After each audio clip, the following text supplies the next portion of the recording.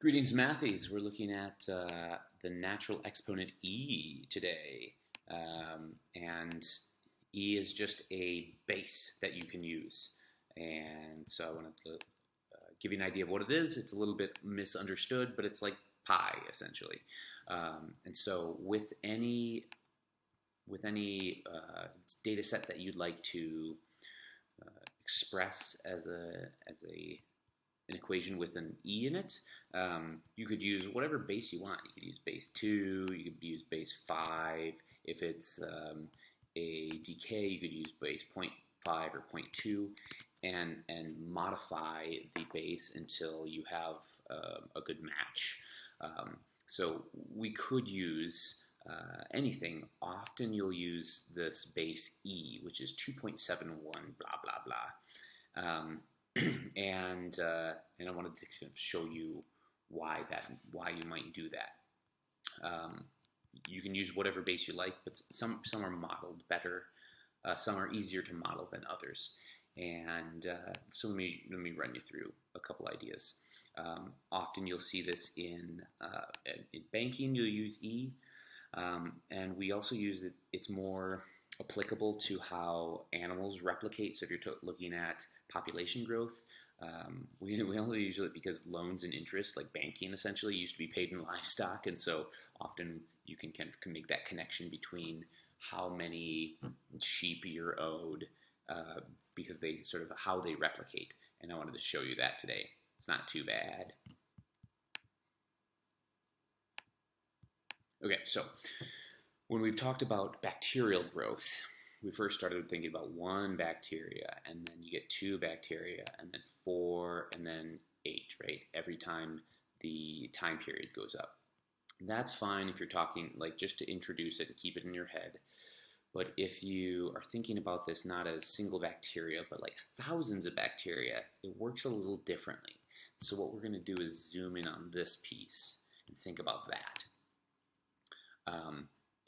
It's unrealistic to think that if this represents 1,000 bacteria, that they're all going to wait 1,000 of them, and then all reproduce together. That doesn't make a lot of sense, right? So if we zoom in there and think about this as 1,000 bacteria, and you close your eyes, and eventually when you open your eyes here, there are 2,000 bacteria. That's fine, that makes sense. But in here, probably something else happens aside from they all wait until time 2 and then immediately all replicate together. Probably some will have replicated here, and then some more will have replicated, and then some more, and then some more, and then all of them have replicated. And so if you close your eyes from here to here, from time 1 to time 2, they slowly replicate until all of them have replicated, right? That makes a lot more sense. However, there's a twist. Here, these are full-fledged bacteria. And so in the time that it takes to go from here to here, some of those will have started to replicate. See where I'm going? And then from the time from here to here, some of these will have started to replicate. And from here to here, some of these will have replicated and added to this double generation, the second generation, if you will.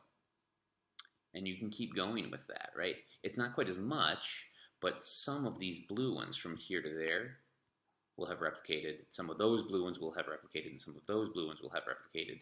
And same thing, some of the purples, etc. Now, each addition is smaller and smaller and smaller until the additions are sort of negligible.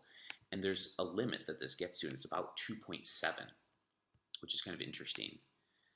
This number, 2.7, we call E for the natural exponent because it describes a lot of natural phenomena. You can also see this in the interest. We talked about this as the interest compound interest. If you have, you take $1 and you double it, right, a bunch of times. Think about that. We've talked about that before. This is really this in disguise. You take $1 and so there's an implied 1 in front of here. You get 100% back. So that the 2 is really 1 plus. And then this thing is sort of the compound interest. You get 100% extra, but we break it up into pieces. If you do it to every four times a year, you get a fourth, you get 25%, but you get it 4 times a year. If this was every month, you'd get a 12th of 100%, but you get it 12 times a year. All right, so think about that, and then I'm going to show you an approximation with Desmos. This is the red one you see is $1. You get 100% back, and you get 100% over one. This is just like one replication right now with the blue. And so you see it goes from 1, and in one time period, now you got 2. You doubled once, right? That's not so surprising. And the same thing you could say with this. From 1 in time 2 period, you've doubled the 2 again, now you got 4. Okay, now I want to look at that same thing, but just zoom in and change this C value, and that's the compounding. So if we want to compound it 4 times a year, you make this slider a 4, and you get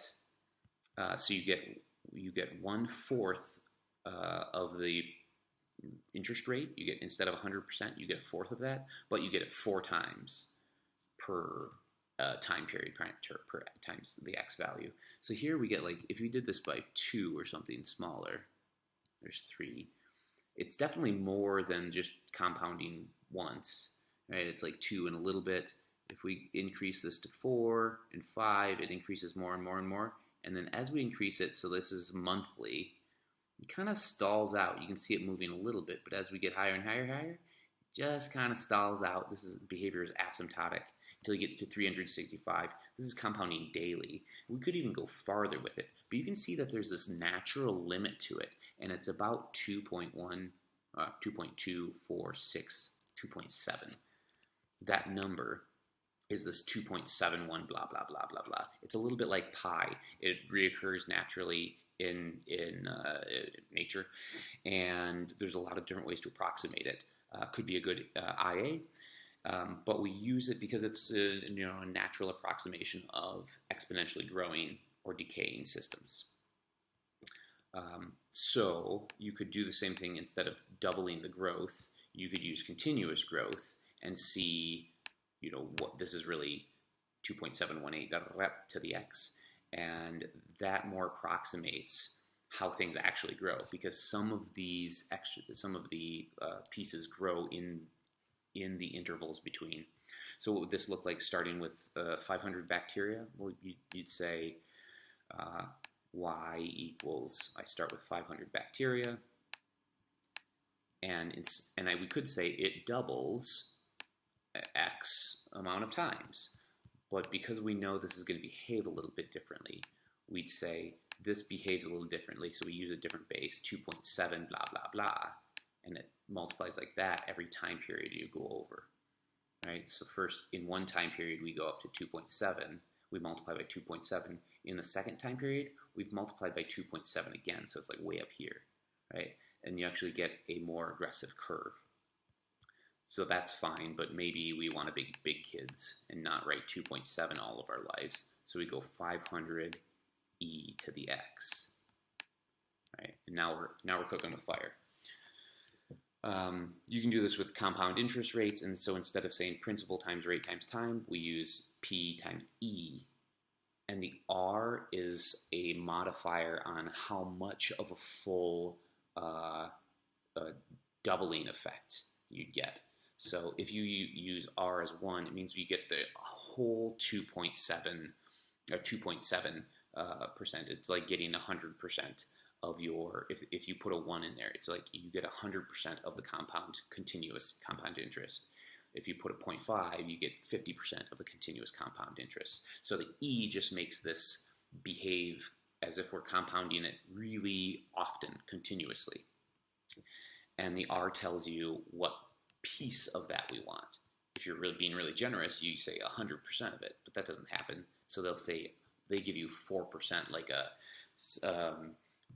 savings bond or something. Might even be like 2%. Dividends might be 4% in an investment, right? So that piece you would put the percentage in for the rate, and it either slows down or speeds up the continuous compounding that E provides.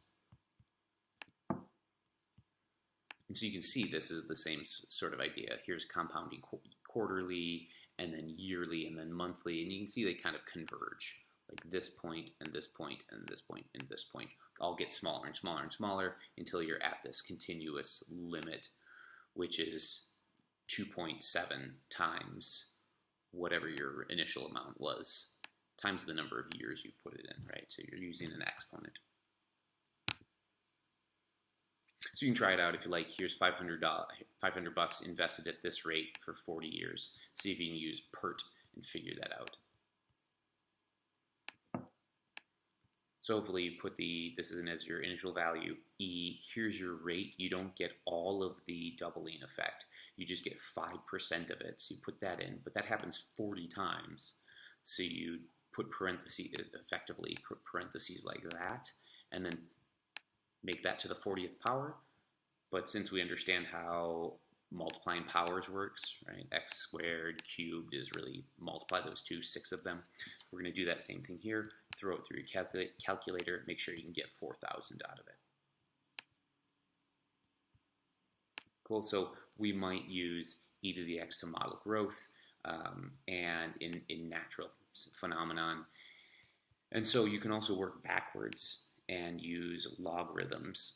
This is base e, so we'd use log base e.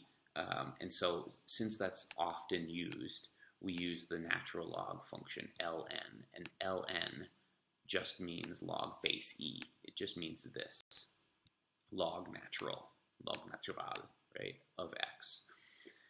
We'll definitely get to that in logs, but I just want you to see that connection. This is on your calculator. It means I'm using base e.